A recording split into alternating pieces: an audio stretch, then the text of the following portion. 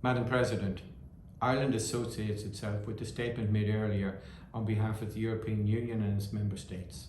At the outset, I wish to express my gratitude to you, Madam President, and to the members of the Bureau for your dedicated work throughout the year, as well as for your efforts in preparing this Assembly of States Parties. A special thanks must also be given to the Secretariat of the ASP, who've negotiated for a second year in a row the challenges and restrictions arising out of the COVID-19 pandemic in order to ensure that this really important coming together of supporters of international criminal justice can proceed. Finally, I congratulate Prosecutor Karine Khan and the judges elected at the last session of this Assembly on taking up their roles, and the newly elected members of the Advisory Committee on Nominations and the Board of Directors of the Trust Fund for Victims. Madam President, next year the International Criminal Court will mark 20 years since it first opened its doors. Such a milestone prompts us to take stock of how far the ICC has progressed its vital mandate to end impunity and ensure justice for the victims of atrocity crimes. While the court has undoubtedly experienced the challenges and growing pains that inevitably arise as part of building an institution with such lofty goals, the ICC has matured into the cornerstone of the international justice system and is an integral part of the rules-based international order. The number of significant judicial developments this year is testament to this. We've seen the trial chamber deliver one judgment, and a further 2 judgments have been handed down by the appeals chamber. There have also been 3 proceedings for confirmation of charges, as well as an important decision on the court's jurisdiction. Substantial progress has also been made concerning preliminary examinations and investigations by the Office of the Prosecutor. This has been achieved alongside the publication of 2 important policy papers on cultural heritage and situation completion. We welcome the light that such policies shed on the work of the prosecutor and highlight the importance of ensuring transparency in his office's decision-making process.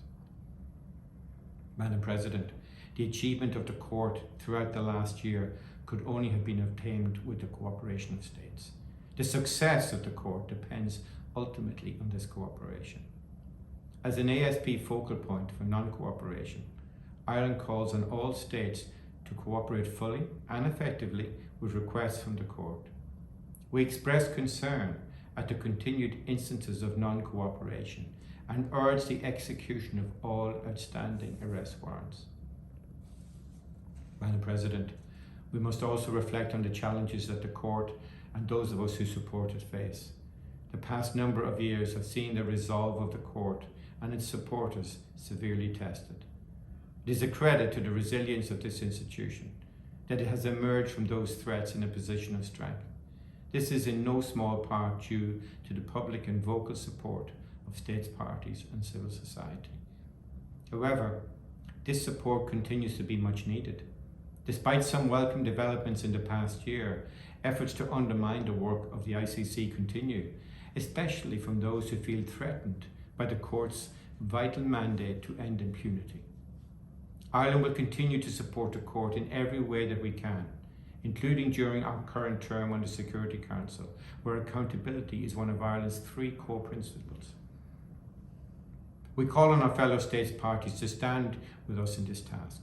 We as states parties owe it to victims to defend the work of the court, not just when it is politically convenient to do so, but in all circumstances where the court's independence and impartiality are threatened. Madam President, we are now in the midst of a review process that is aimed at further strengthening the ICC and the Rome Statute system. Ireland commends the court for the progress it has made on this task, in parallel with its heavy prosecutorial and judicial workload. We would like to acknowledge the work of the review mechanism and thank Ambassador van de Ysel of the Netherlands and Ambassador Imran Kanu of Sierra Leone for their continued dedication in overseeing the assessment of the wide-ranging recommendations of the independent experts report. This review process offers an important opportunity to further improve the efficiency and effectiveness of the court in waging the fight against impunity. We must ensure that this review process does not become a box-ticking exercise, but delivers tangible results while respecting the independence of the court. Madam President, the international community was driven to establish the Rome Statute system by the countless cries for help of those who have suffered from the most truly shocking crimes.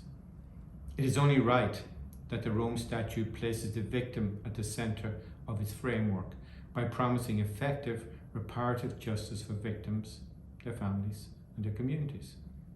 This is a principle that Ireland holds dear, and we believe that the work of the Trust Fund for Victims is indispensable in this endeavour. Ireland is proud to actively support the work of the Trust Fund.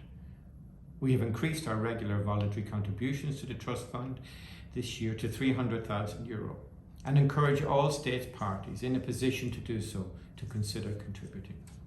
We are also delighted to have nominated Ambassador Kevin Kelly for appointment to the Board of Directors, and we congratulate him on his appointment, confident in the knowledge that his experience in promoting the rights of victims will be a considerable asset to the board. Madam President, all victims of atrocity crimes should be entitled to justice, no matter where in the world they are or who are the perpetrators. While the responsibility of ensuring accountability falls in the first instance on states themselves, there are, disappointingly, many instances where authorities are unwilling or unable to tackle impunity. That is why we need a court of last resort, and why Ireland supports the universality of the Rome Statute. We encourage those states that have not done so to become states parties to the ICC. We further urge all states parties to ensure timely payment of annual contributions to the ICC and, where necessary, to clear any outstanding arrears. This is particularly important to ensure that the ICC can continue its critical work and achieve justice for all victims. Thank you, Madam President.